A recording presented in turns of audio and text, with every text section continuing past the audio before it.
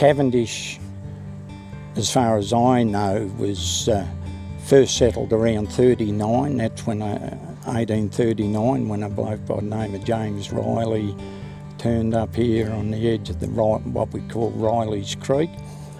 He was here in 39, and then Waddell's Inn was built in about 1840, just after that, and it was here up until, well, it's in the site where the bunyip is now. There's been two pubs here. There was one on where the bunyip site is, one on the other side of the river. It was built in the 1860s. We had 2 or 3 stores. The school was opened in the 1852 it was. So it was a thriving town at that stage.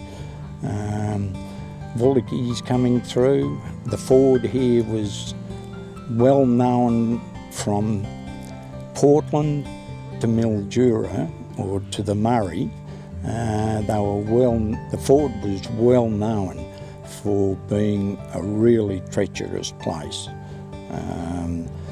There was a legend has it that a bullock team went into the ford here, and a couple of blokes drowned, and the bullocks and them were never seen again.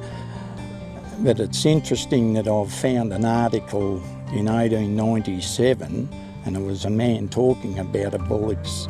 He was driving bullock teams in 1842 through here, and he says about 2 of his friends stopped at the river here with bullocks, and it was in flood, and one of them tried to cross with the bullocks and that.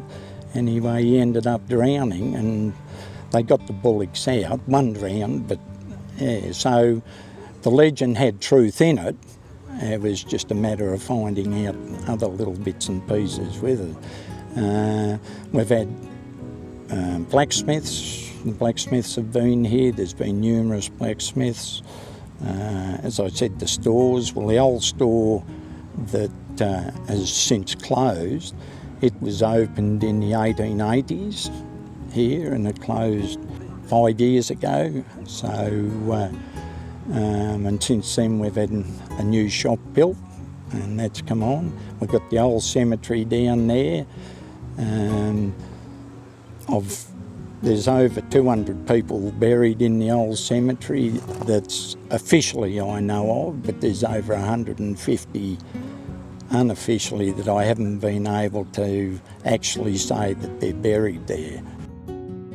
Well, Dishons, who had the sawmill here, I've got a book in 1938 that a bloke, Mr. J.J. Price, he got royalties for his timber for £280, and it worked out that was a year's wages for a labourer, and it was said that that's how he paid off his farm, or that particular block. If they hadn't have been cutting down the red gums for the timber, they wouldn't have been able to stay there. And it's like it pretty well all the way around here. Some of the trees, I've got photographs of trees, and they're sort of 8 foot through, or what's that, about 2-3 metres through at the butt. Huge, you know, and they were all cut up around at the mills and that. If we hadn't had the red gums and the timber, we wouldn't have survived. But the red gums are fantastic. They're a fantastic tree, just magnificent. If you come for the walk around, there's plenty of other stuff that I could talk about. Post office, you know, how the mail got through, the Cobb & Co stage lines, people that lived here, old characters.